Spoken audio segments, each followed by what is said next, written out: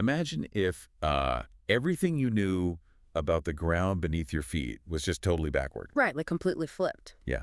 Usually when we picture the Earth, we think of it as this giant ancient rock, just spinning in the cold vacuum of space. And life is just sort of, well, sitting passively on top of it. Exactly. Sort of like mold growing on the outside of an orange. Hmm. We just see ourselves and all living things as these fragile passengers. Clinging to a geological spaceship. Yeah, a spaceship that was already fully built long before we ever showed up. It's the standard biological perspective, really. We're all taught that we adapt to the environment, but the environment is fundamentally a physical, geological given. But then you step into the world of biogeochemistry, and suddenly that entire image gets turned completely upside down. So today we are bringing you a deep dive into a planetary landscape that is honestly just mind-bending. It really changes everything. It does. I mean, what if the Earth isn't just a rock with life on it, but a giant solar-powered machine where life actually creates the rock? It forces you to completely reevaluate everything you see when you look out your window. Yeah, totally. When you look at a landscape, you are no longer looking at an inert stage where the play of life just happens to take place. You're looking at the machinery itself. And to understand how this works, we're exploring a truly revolutionary but somehow historically obscured scientific text today. Really obscured. Yeah, we're looking at a book called The Biosphere.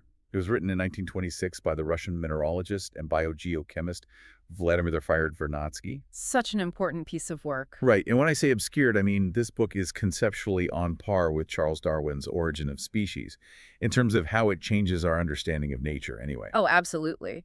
But because of history, it was essentially trapped behind the Iron Curtain for decades. He's locked away. Yeah, and even when the ideas did finally begin to trickle out to the rest of the world, they were buried under terrible translations. I read about that. It's wild. There's a famous example from the 1980s where an English version of the Biosphere was published, and the editorial team literally removed anything they thought might be considered scientifically wrong. Wait, they just edited out the science. Yeah, according to Western consensus at the time anyway. Their goal was to protect his posthumous reputation. But the result was a complete mangling of a masterwork. Exactly. They stripped out the very radical ideas that made the book so important in the first place. Which is such a disservice to science. Ah. So today, we're giving you a shortcut to this rescued, authentic Vernadskian Revolution. It's going to be a fun one. We are going to explore how life acts as a cosmic transformer. We'll look at the explosive, honestly terrifying mathematical pressure of biological reproduction. The numbers on that are insane. Yeah, and we'll show you why understanding this will change everything about how you view the planet. To start, Vernadsky tells us we have to look at the sky differently. He argues the biosphere isn't just a physical place, it's a region of transformation. He talks about 40 known octaves of cosmic radiation traversing the universe. And we need to define what he means there because it is crucial to his premise. Go for it. So in the electromagnetic spectrum, an octave is simply a doubling of frequency, much like on a piano, but for light and energy. Okay, that makes sense. The universe is flooded with this incredibly wide spectrum of cosmic radiation spanning 40 of these doublings, but our atmosphere acts as a highly selective sieve. Because obviously we don't get hit with all 40 octaves down here. Right. Only a narrow band, about 4.5 octaves, actually makes it down to the surface, and that consists mostly of visible light, infrared heat, and a specific sliver of ultraviolet rays from the sun. Okay, let's unpack this. If I'm following Vernadsky's logic, we shouldn't think of Earth as a terrarium where animals and plants just happen to hang out in the sunlight. No, not at all. We should think of the planet as a giant cosmic solar panel. Or an engine, right? An engine is a great way to put it. And the biosphere, every single plant, animal, and microbe, is the living circuitry that converts that incoming solar radiation into mechanical, chemical, and thermal work. What's fascinating here is that Vernadsky viewed organisms not as random biological accidents that just happen to evolve to survive. But as something more deliberate. Yes, as specific, finely tuned mechanisms created by the sun itself. The sun's radiation effectively initiates its own transformation by creating the very apparatus needed to capture it. Wow. The energy demands a conduit, and life is that conduit. That completely flips how we are taught biology in grade school. Yeah. I mean, we're taught life adapts to whatever the environment throws at it. Yeah, the classic adaptation model. But Vernadsky is saying life actually builds the environment's shield so it can do its job. The ozone layer is the perfect example of this mechanism in action. We know that ultraviolet wavelengths between 180 and 200 nanometers are absolutely fatal to all forms of life. Like instant death. Pretty much. That specific frequency of radiation rips apart biological molecules. It just destroys organisms. But the stratosphere filters out those specific destructive waves. Through the ozone layer, right? Exactly. It does this through the ozone layer. And ozone is formed from free oxygen, which is entirely a byproduct of biological respiration. So life literally built a cosmic radiation bunker, so it can safely do the work of capturing the rest of the sun's safe, usable energy. That's exactly it. Life builds the shield, life acts as the circuitry, and it's all powered by the sun. So if the biosphere is a machine powered by the sun, what is the output of that machine? That's the big question. Reading Vernadsky, the output is, well, the Earth itself, the physical geology. Vernadsky calls this an empirical generalization. He insists this is not a theoretical guess. It's based on hard data. Yes, it is an observation derived from hard geochemical facts. Life is not merely a geological force among many on this planet. It is the dominant geological force. Wait, but geology is about rocks, tectonic plates, magma. Biology is about life. Are you saying life makes the geology? I am. Virtually all geological features at the Earth's surface are biologically influenced or just entirely biologically created. Vernadsky poses this fascinating hypothetical to prove this point. He asks, what would happen if someone just flipped a switch and deleted all life? Ah, yes. Chemical calm. Right, chemical calm. Walk me through what that actually looks like, because intuitively I think of rocks as permanent and life as fleeting. Sure. If all living organisms suddenly vanished, the Earth would rapidly descend into an inert state. Let's look at the atmosphere first. Our atmosphere holds roughly 1.5 times 10 to the 21st power grams of free oxygen. To put that number in perspective for you, that is a billion metric tons. It's massive. Imagine the weight of an entire continental mountain range, completely pulverized and suspended in the air. That's the sheer mass of oxygen we were talking about. And without life constantly churning out that oxygen through photosynthesis, that massive inventory would quickly react with other elements like iron and carbon. And then what happens to it? It would disappear into stable, solid compounds. The carbon dioxide would completely vanish from the air. And without those biogenic gases dissolved into it, the water on Earth fundamentally changes its behavior. How so? I mean, water is just H2O. It seems pretty stable on its own. Pure H2O at the temperatures and pressures of the Earth's surface is surprisingly chemically inert. What makes water the universal solvent that slowly eats away at mountains and carves canyons is the dissolved carbon dioxide and oxygen within it. Oh, because that turns it into a weak acid. Precisely. Without life replenishing those gases, water would lose its weathering power. The continuous chemical breakdown of rocks would grind to a halt. Wow. Without biology churning the elements, the face of the Earth would eventually freeze into a state of immobile, passive equilibrium. It would become as dead as the moon. So the next time you look at a towering limestone cliff, or a vast clay deposit, or frankly, just take a deep breath of air, you need to realize you aren't just looking at a static nature backdrop. You're looking at the engine's exhaust. Yeah, you are interacting with the exhaust, the accumulated byproducts, and the literal physical architecture of living machinery. And the reason life can exert such a colossal geological force over the physical mass of the planet comes down to its primary method of operation. Which is what? It spreads. And it does this through the relentless, unstoppable mathematical power of multiplication. Here's where it gets really interesting, because Vernadsky talks about this as the pressure of life. Yes, the pressure of life. Think of a self-replicating algorithmic loop, or a highly pressurized gas in a canister. If you open the valve on a gas canister, the molecules aggressively expand to fill the entire vacuum of the room. Just immediately rushing out to fill the space. Exactly. Vernadsky says life does the exact same thing, but it's driven by a biological code to consume space until it hits a hard physical wall. It expands to fill all available space on Earth, exerting a physical, mathematical pressure on the environment. And the numbers he uses to map this expansion are staggering. They really are. He looks at a single bacterium. If this microscopic organism divides every, say, 22 to 23 minutes, Okay. and faces absolutely no environmental obstacles, meaning no predators, and an infinite supply of food, that single cell would cover the entire 5.1 times 10 to the 8th square kilometers of the Earth's surface. The whole planet. The whole planet, in under 36 hours. 36 hours. A single microscopic speck scales up to a planetary coating in a day and a half. That is terrifying. Vernadsky translates this biological reproduction into a physical metric he calls the speed of transmission of life. Right. If you calculate the speed at which that bacterial wave expands to wrap around the circumference of the Earth's equator, it moves outward at about 331 meters per second. Which is roughly the speed of sound in air. So we're talking about a literal wave of bacteria expanding outward at Mach 1. Now compare that to a much larger, slower organism. The Indian elephant's speed of transmission is a comparative crawl of just 0.9 millimeters per second. It's just a fraction of a millimeter. Yeah. Because of its long gestation period and massive size, it would take an elephant population about 1,300 years to generate the mass of living matter that our theoretical bacterium could make in a day and a half. There's also the termite example from the text, which I love. Oh, the termite queen. Yes.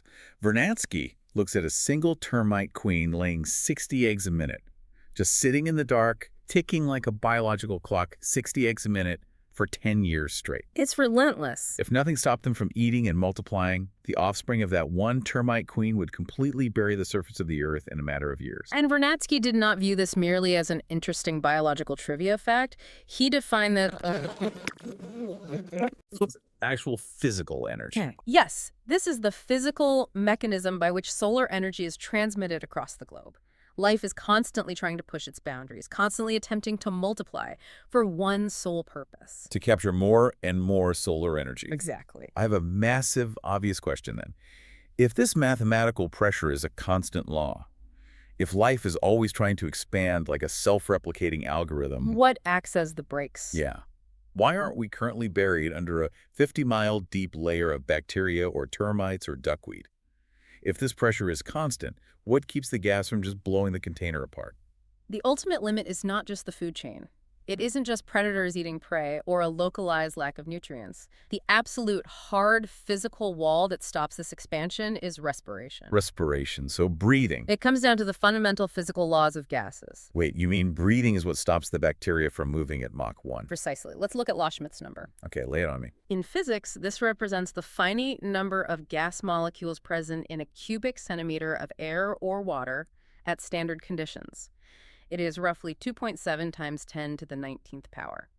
So we are talking about a massive but strictly finite inventory of breathable molecules in any given microscopic space. If we connect this to the bigger picture, an organism can only survive, let alone multiply, if it can successfully exchange gases with its environment. Right, it has to breathe to live. It must pull in oxygen or carbon dioxide and expel waste gases.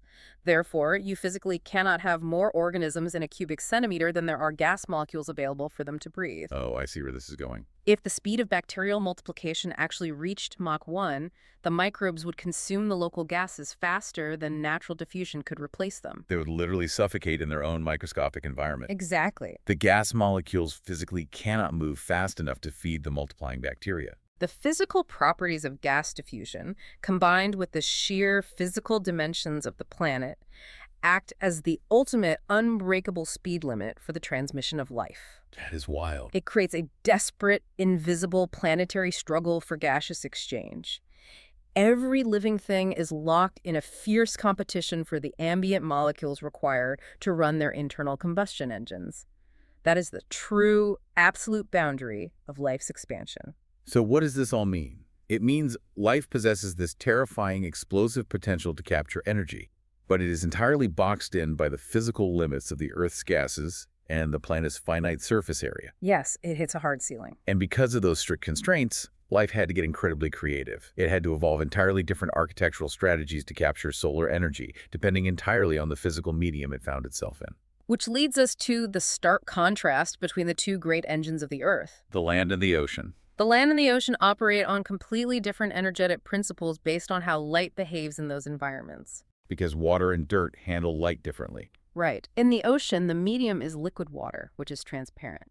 Sunlight can penetrate deeply, sometimes reaching down 400 meters. So oceanic life isn't confined to a flat surface. Exactly. It exists in a massive three-dimensional volume. Right, it's a deep cube of life where light is coming from above, but the nutrients are floating all around you. Because it's a fluid three-dimensional volume, the dominant evolutionary strategy is speed and miniaturization. The ocean is ruled by microscopic plankton and algae. So they're like hyper-fast microscopic solar panels. Their biological machinery is so efficient and their multiplication so rapid that if they weren't constantly being consumed by the rest of the food web, oceanic plankton could theoretically produce a mass equivalent to the entire weight of the Earth's crust in just 70 days. 70 days, which explains how the oceans built the massive limestone cliffs we see on land today. All that compressed calcium carbonate. Yeah, that is all ancient compressed calcium carbonate from the shells of these microscopic, fast-multiplying solar panels just raining down on the ocean floor for millions of years. They're marvels of rapid energy turnover. But precisely because they are so small and multiply so fast, they hit their maximum population limit very quickly. That gas limit we discussed earlier. Yes, which Vernadsky calls their stationary state. They max out their local environment almost instantly. Now contrast that microscopic speed strategy with the land. Dirt is opaque. When sunlight hits the dirt, it stops dead. It doesn't penetrate at all. Right. It barely penetrates a single millimeter. So the fast microscopic 3D volume strategy of the ocean completely fails on land. To capture more light, land plants had to do something structurally radical. They had to build upward. Exactly. They were forced to create a brand new vertical medium out of the lower atmosphere, the troposphere. To maximize energy capture, they constructed towering cellular architecture. They built tree trunks. They constructed dense wood out of carbon to push massive overlapping canopies of leaves high into the air, creating layers upon layers of solar capture. The land strategy relies on slow, giant solar panels. The text mentions a specific nightshade plant, Solanum nigrum. It takes that single plant 5 whole years to generate the kind of living mass that ocean plankton can generate in a matter of days. The trade-off is profound, though. How so? Well, while the land plants are drastically slower at multiplying, their strategy of building massive woody structures allows them to eventually store vastly more physical mass and chemical energy per square meter than the ocean ever could. Oh, I see. The ocean is a fast-turning engine of immediate turnover. The land is a slow, deeply compounding engine of massive energy storage. But both domains are perfectly tuned, inevitable mechanisms for trapping solar radiation within their physical constraints. Yes. Which brings us to our big aha takeaway for you today. The next time you look out your window, that green blur of trees and glass isn't just a pretty backdrop to human existence. No, it is a highly evolved, aggressive cosmic apparatus. It is living machinery, mathematically driven to consume space, specifically designed to trap the energy of a star and turn it into the physical architecture of the Earth. This raises an important question, though. What's that? If life is constantly capturing all this incoming cosmic energy and has been doing so for billions of years, why hasn't the Earth boiled over or completely changed its mass entirely? That's a good point. Vernadsky proved through his calculations that the total mass of living matter and its overall energy output has actually remained remarkably constant over deep geological time. Oh, really? Yeah. Life is incredibly dynamic, it constantly evolves, it adapts and takes on new forms, but on a global scale, the biosphere always perfectly balances the energetic equation. It's an engine that runs in perfect equilibrium, constantly transforming but never exceeding its bounds. Exactly. But, I want to leave you with one final thought to mull over as you go about your day. If the entire biosphere operates by this strict, unbreakable law of maximizing the capture of cosmic energy, Right. and if life's primary biological function is to constantly transform the Earth's geology to handle more and more of that energy, what does that make human civilization? Oh, that's a heavy thought. Our sprawling cities, our massive global electrical grids, and our endless technological hunger really something separate from nature? Or are we just part of the same system? Exactly. Are we just the latest, most intense evolutionary mechanism for the biosphere to capture and transform new, untapped reserves of cosmic energy? That really reframes things. Think about that the next time you turn on a light switch.